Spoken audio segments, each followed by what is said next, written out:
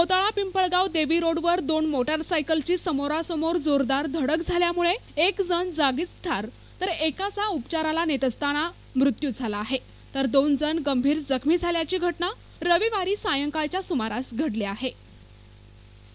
मोताळा तालुक्यातील Dhamangaon Badhe police station अंतर्गत येणारे गाव आव्हाजवळ रविवारी सायंकाळच्या सुमारास 2 मोटारसायकलची जोरदार समोरासमोर धडक झाली। यामध्ये देवीदास तायडे यांचा जागीच मृत्यू झालाय, तर शेख रईस यांचा उपचारासाठी नेत असताना मृत्यू झालाय, तर 2 जण गंभीर जखमी झालेत। धामणगाव बढे येथील ठाणेदार यांनी घटनास्थळी जाऊन पाहणी करून दोनही मोटारसायकल ताब्यात घेतल्या असून आतापर्यंत कुठलाही गुन्हा दाखल झाला नाही।